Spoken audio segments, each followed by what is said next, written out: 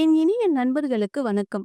நாம இன்னைக்கு பார்க்க போற கதை அழகிய கிராமமும் அதிசய சட்டமும் அப்படின்ற ஒரு கதையை தான் நம்ம பார்க்க போறோம். ஒரு அழகான கிராமம், பார்க்க ரொம்ப செல்வ செழிப்போட ரொம்ப இயற்கையா ரம்மியமா இருக்கு. ஆனா அந்த கிராமத்தை ஆட்சி புரியத்தான் ஒரு தலைவன் கூட இல்ல. ஏன் தலைவன் இல்ல அப்படின்னு கேட்டா, அந்த ஊர்ல ஒரு அழகான சட்டமும் வச்சிருந்தாங்க. என்னன்னா, யார் வேணாலும் தலைவர் பதவியை ஏத்துக்கலாம். ஆனா 5 ஆண்டு வரைக்கும் தான் அந்த தலைவர் பதவி. அதுக்கு மேல யாரும் அங்க நீடிக்க கூடாது. அது மட்டும் இல்லாம அந்த ஊர்ல அவங்களுக்கு சொந்தமா எந்த விதமான பொருட்களும் வச்சுக்க கூடாது. 5 வருஷத்துக்கு அப்புறம் அவங்கள கொண்டு போய் பக்கத்துல இருக்கிற காட்டுல விட்டுருவாங்க. அதுக்கப்புறம் திரும்பி இந்த ஊருக்குள்ள அவங்க வரக்கூடாது. ஏன் இப்படி ஒரு சட்டம் அப்படின்னா, ஒருத்தரே தலைவரா இருந்தா அந்த ஊர் மேம்படாது. மொத்தத்தையும் மக்களுக்கு செய்யாம அவங்களே சுருட்டிப்பாங்க அப்படின்ற ஒரு கோட்பாடு இருக்கு. அதனால 5 வருஷம் தான் யாரா இருந்தாலும் ஆட்சி புரியலாம்.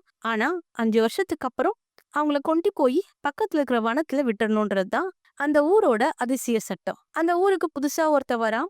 இதுக்கு பயந்துட்டு கொஞ்ச காலம் யாருமே அந்த பதவியை ஏற்காம இருந்தாங்க.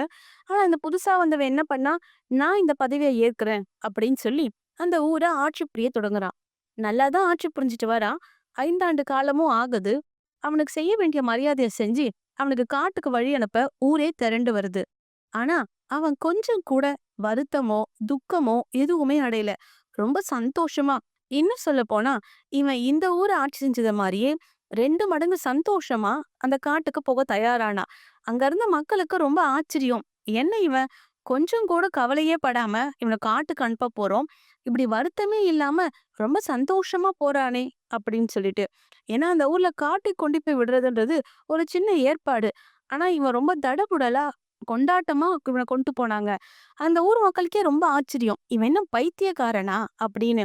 அப்ப பக்கத்துல இருந்த ஒருத்தர் அவனை கேக்குறாரு, ஏன்பா நீ 5 வருஷம் இங்க ஆட்சி செஞ்ச, ஆனா இப்ப காட்டுக்கு போறியே, அதுக்கான வருத்தமே உன்கிட்ட இல்லையே அப்படின்னு கேக்குறாரு. அதுக்கு அந்த இளைஞன் சொன்னா, நான் ஏன் வருத்தப்படணும்? இதே போல இன்னொரு கிராமத்துக்கு போய் நான் ஆட்சி தானே புரிய போறேன் அப்படின்னு சொன்னா. என்னது இன்னொரு கிராமமா? அது எங்க இருக்கு? பக்கத்துல பெரிய வனம் தானே இருக்கு அப்படின்னு அந்த பெரியவர் கேக்குறாரு. அதற்கு அவன் சொல்றான், வனமா தான் இருந்துச்சு. நான் ஆட்சிக்கு வந்த வருஷமே அங்க ஆட்களை அனுப்பி அங்க இருக்கிற மிருகங்கள் எல்லாம் வேட்டையாட செஞ்சுட்டேன்.